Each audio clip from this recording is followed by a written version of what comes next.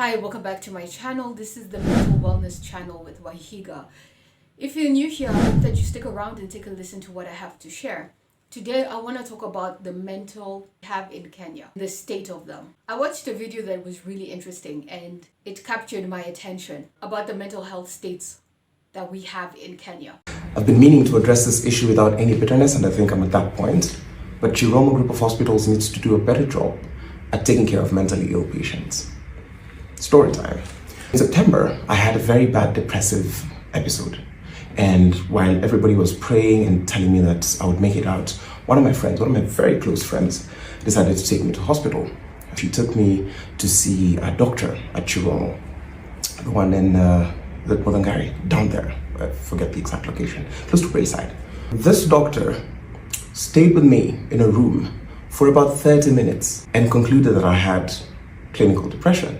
I think she was very unprofessional because it felt like I was there for a speed date. One, she did not give me any psychometric tests. Psychometric tests are a piece of paper that has a set of questions that will help them to understand where you are at mentally. It has ratings, it has a question and scores from mildly to extremely, 0 to 10 or 0 to 5, whatever.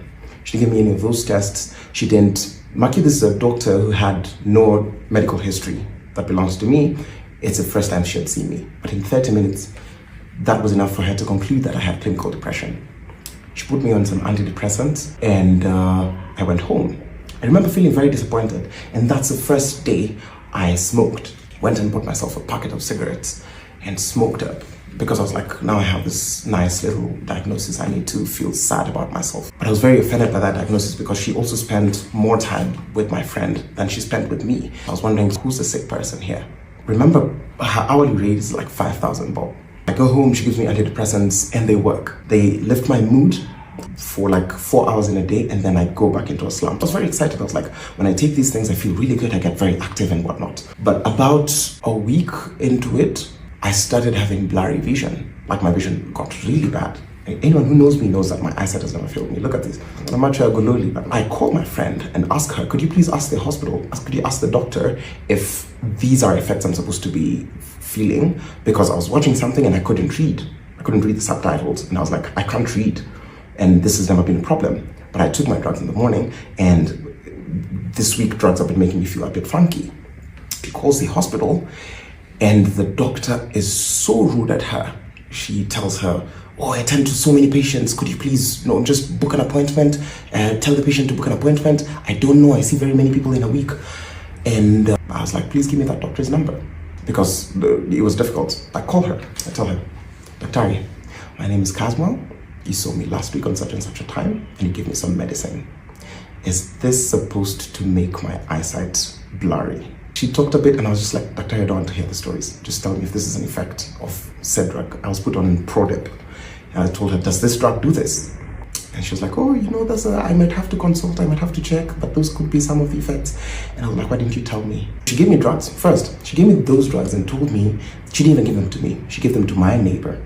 Those drugs are supposed to be administered to me, but I couldn't have them. So I was being treated as a child where I couldn't have my drugs. The drugs were not explained to me yet again, and they were given to my neighbor for her keeping. So I remember in rebellion, that's when I went and smoked, and I got lost for a week. And then I came back and I was like, okay, fine, I'll walk this journey, I'll take the medication, but you have to tell me exactly what they do, and I have to give my medication. You have to trust me. If this is gonna go into my body, it goes on my terms. Anyways, I stopped taking them because this medication really messed me up. A good one.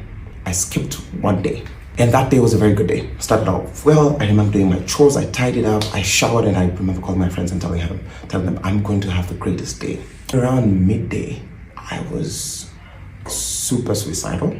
I'd written suicide notes and left them all over the house. I'll tell you how I know about this, but I knew about this later. And I was found roaming in town naked. I'm taken back to Chiromo because that's the place where I've been taking my medication, and it's a place where I got my diagnosis and whatnot. And they keep me waiting in a waiting room, and they're asking questions. They want to test me for drugs because they can't see what it was.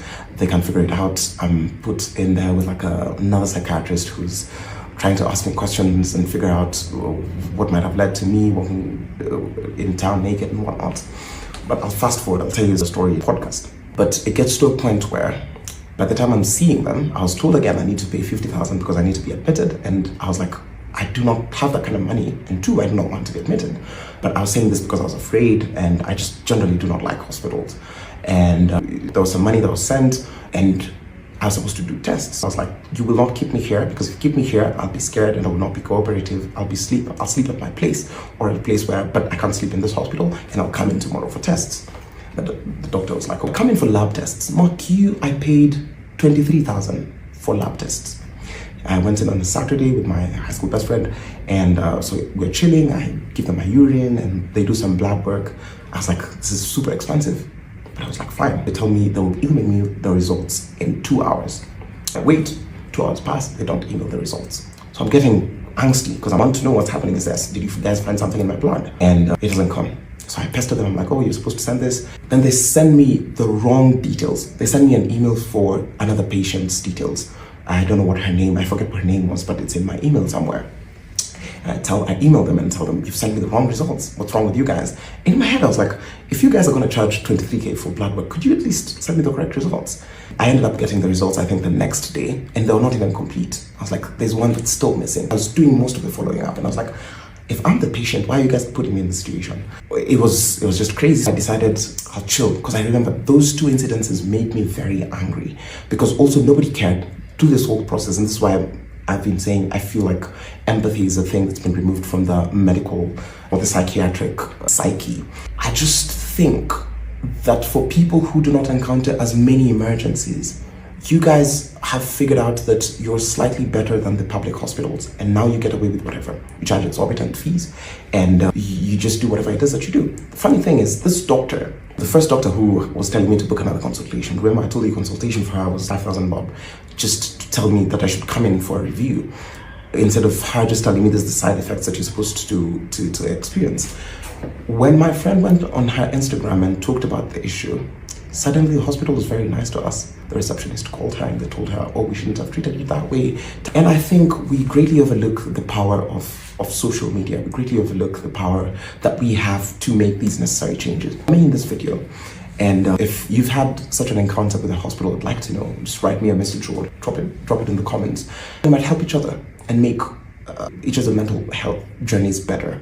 It's obviously very different compared to the mental health facilities that you guys have in the West. We have psychologists, we have doctors, we have psychiatrists, we have counseling psychologists. But the problem is, most of these people, the counseling psychologists, the psychiatrists, they have the power to put you and keep you inside these mental institutions for as long as they want. And then because of corruption, because we don't have the right ways in which to diagnose a person, or we don't follow the right ways in which to diagnose a person, we don't follow the right systems, these doctors seem to have a lot of power. So you as a patient, you can rock up at a doctor's office in Nairobi, somewhere in Kenya. You can come presenting with symptoms of depression. Maybe you are clinically depressed, who knows? That's why you go to a doctor, that's why you go to a psychiatrist, that's why you go to a psychologist. A psychologist should refer you to a psychiatrist if they feel that this is clinical depression. But if they do feel that this is something that can be talked over or something that can be resolved through therapy, the psychologist should be able to book sessions with you and say, okay, this is the plan of action, this is how we're gonna get through this season in your life. If it's life-threatening, say you're threatening the life of yourself or others, that's definitely something that a psychiatrist would need to see you for, and that's something that I think even you would need to be hospitalized for. When you start talking about suicide, when you start talking about deleting yourself and deleting other people, that's when hospitals and psychiatrists are called in. So that would be irresponsible of any psychologist to not clinically let people in who can handle that. A psychiatrist is a person who has the power to prescribe medication to you. What I often find happening in Kenya is that you will book one session with one psychiatrist. This is the first time you have seen them, and instantaneously they will prescribe you antidepressant. This is medication that is highly addictive. You don't just start taking antidepressants just like that. I mean, antidepressants are not something that you go and you get over the counter. at your supermarket or at a drugstore. This is something that is prescribed by a psychiatrist, by a doctor. So I find it to be very haphazard the way that psychiatrists work in Kenya. They'll see you for one session and decide that you are clinically depressed, or you have bipolar, or you're schizophrenic, or whatever. They won't see you over a period of many sessions, and together with your history, together with the symptoms you're presenting, make a firm and solid judgment call. They won't do that. I feel there's often an agenda to get people, a lot of patients, hooked onto antidepressants. Antidepressants are not an easy drug to get off of. Once you're on an antidepressant, it is something that you have to be weaned off of over time. It's not something that you just stop. Otherwise, you completely crash, and you can have, depending on your body chemistry, but you can have severe consequence as to how that crash will look for each different person. So I find that Kenyan psychiatrists are too handy with giving out the happy pills, with giving out the antidepressants, with giving out things like, there's also a lot of diagnosis of ADHD.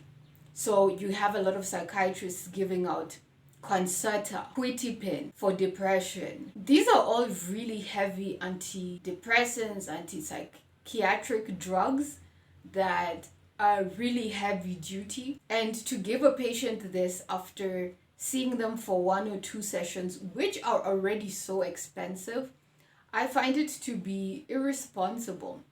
So I find the power that psychiatrists, psychologists, and counseling clinical psychologists have in Kenya to be a bit too much. These are drugs that can really alter your mind. They can alter the course of your life. They can make you dependent on the drug and therefore dependent on their services. And I believe that is what is happening. I was in and out of mental institutions since 2015 because I'm a recovering alcoholic. So I had the disease of alcoholism. Had no idea what was wrong with me for a really long time. My parents believed that the best thing was to put me into rehabs and stuff like that, which anyone who is seeing an alcoholic suffer, that is the first thing that you would want to do, is to put the suffering person in a rehab. The problem is that these rehabs take advantage of vulnerable, emotional parents, and they almost want to make you a continuing client. So they don't introduce you to the tools of recovery, to the real proper tools of recovery. An alcoholic can recover from alcoholism. An addict can recover from addiction, one day at a time. There are programs that exist that are free, that we can use in order to get freedom from bondage from alcoholism and freedom from bondage from narcotics or drugs. You don't have to live a life imprisoned by drugs and alcohol. The thing is, these rehabs make too much money from us, the clients, from us, the people. So what they like to do is immediately they book a session with the client, us, the alcoholic or the addict. They like to diagnose us with depression, with bipolar type 2, with schizophrenia or whatever, after seeing us for one session. And then they like to put us on these antidepressants, on these pills that we have to go to them each month for a prescription that costs 6,000 Kenya shillings, because you have to go see the psychiatrist. Seeing a psychiatrist in Kenya is like 6,000 Kenya shillings for an hour. And you keep going back to the milkman. You keep going back to the milkman because you can't just stop taking that medicine. If you stop taking that medication, you will lose your mind. These psychiatrists convince your parents like, no. If she stops taking the drug, then she's going to relapse. If she stops taking the drug, then this is going to happen, then that is going to happen. So they have everybody at a chokehold. They have you as the client at a chokehold, thinking that if you stop taking these drugs, you are literally going to lose your mind. And the only way that you can stay sober is through psychiatric medication, which is not true. They also have your parents or your caregivers at a chokehold, because they're like, if this person stops taking their drugs, all hell is going to break loose. So everybody is so hypersensitive and hyper dependent on this psychiatrist, on this hospital, on this medication, on these drugs, and the time that I need to take these drugs. And yet there are so many other ways that an alcoholic or an addict can get sober and stay sober successfully without antidepressants, without drugs. Another thing is that people with depression, people with schizophrenia, people with clinical depression, I do believe need medication to fight off the depression. Absolutely. But I do think that we have doctors who just, they just go rogue and they take advantage of the system. They take advantage of the fact that they already have monopoly on the system. They take advantage of the fact that they're not being regulated by our medical boards. And they go on to get a lot of people addicted or dependent on antidepressants and antipsychotic medication that they actually do not need. Why? Because this makes them money. This makes them a lot of money, and this is repeat customers. So rehabilitation in Kenya is actually a business. I wrote about this on my blog back in 2016, Rehabs as Businesses. If you are planning to go to a rehab, or if you are looking for a rehabilitation center in Kenya for your family member or you as the alcoholic or the addict, I would highly suggest that you find a place that talks about or has the 12 steps of recovery. Don't go to a rehab that just says we do nothing, or we teach people how to stay sober. What do you mean you teach people how to stay sober? Like, did that doctor who owns that place come up with his own program? Like, how does that work? Because a lot of people go in and out of rehabs being taught programs by their so-called doctors and psychiatrists that do not work. All they're done is given prescription medication, prescription drugs, and told to stay away from alcohol. That is not a program of action. That will not keep an alcoholic or an addict sober at all. And obviously the expected outcome is that this alcoholic or addict will relapse. And where will they be taken back to? They'll be taken right back to the rehab that they came from. And that is a return customer over and over, year in and year out. And that psychiatrist is making money. So I'd really suggest that you take people to rehabs that offer a program of action. And the program of action is a 12-step program. If they're offering other weird programs like this is what our doctor of this rehab suggests, or this is the program that they have designed, absolutely not. Or our doctor here believes in medication only, absolutely not. Medication only will not keep you sober. A prescription pad every month will not keep you sober. Any and everybody knows that, and so do the doctors. I would like to know your thoughts down below. Where you live, how do you find the psychiatrist? How do you find the psychologist? Is there a distinction between the two? Because we all know there's a distinction between the two, but is there a distinction between psychologists and psychiatrists and what they're able to do? Let me know in the comment section down below. Have you dealt with a psychiatrist? Have you dealt with a psychologist? Let me know in the comment section down below. Until the next video. Bye-bye.